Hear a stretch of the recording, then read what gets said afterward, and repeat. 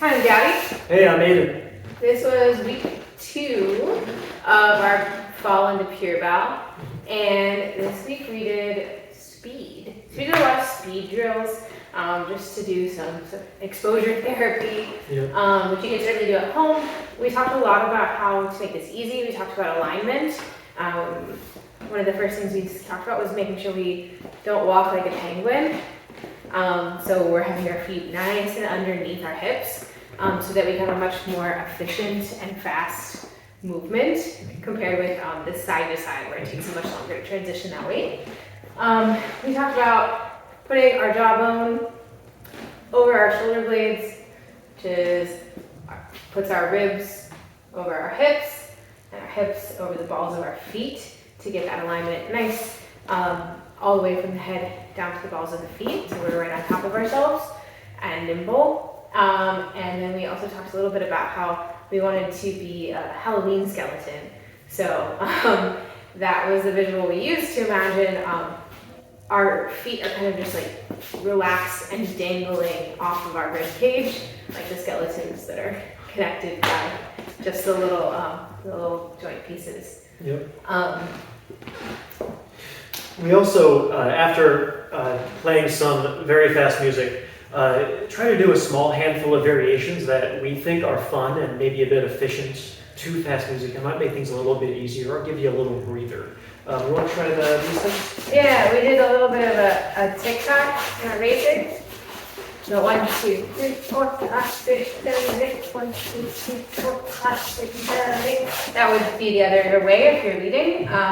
You can do this on one half of the basic or both halves of the basic. And this is leader or follower can choose to do this. You can do this independent of your partner. Yeah. Some version of this.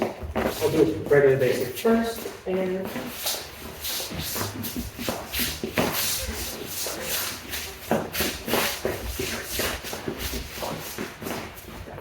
yeah, we can both do it independent of our partner.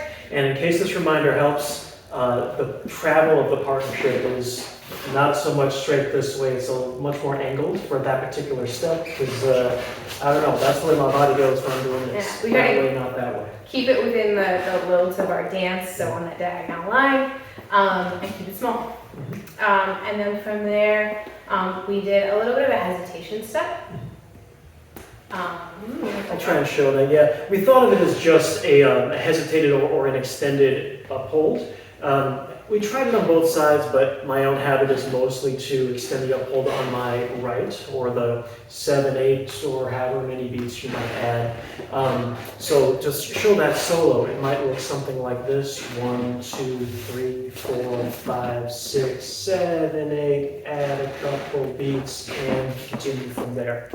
And as a follower, I can also choose to do this independent of my leader. It's a little bit riskier, but there's no harm so long as I'm able to do that.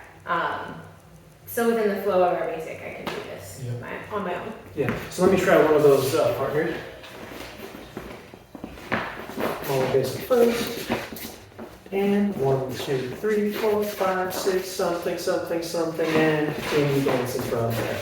So all I'm doing is thinking of drifting through that uphold for an extra beat or two. Probably not a whole lot longer than that, at least in my opinion.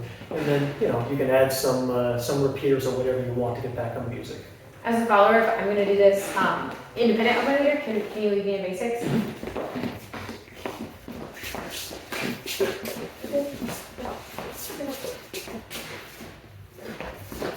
I am just slowing down and doing some subtractive footwork, and it's suggestive to my leader. They might want to join me, but if they don't, ultimately, as long as I'm moving with them, it's okay. And we did also, one last thing, we requested folks try some repeated slows, basically in a forward or back motion. We can show that real quick. Basic first. All I was doing is thinking about like a downhole basic and then continuing to walk either direction. Might give you a little brain break if the music's really fast, and it might be musical and fun too. That's what we did.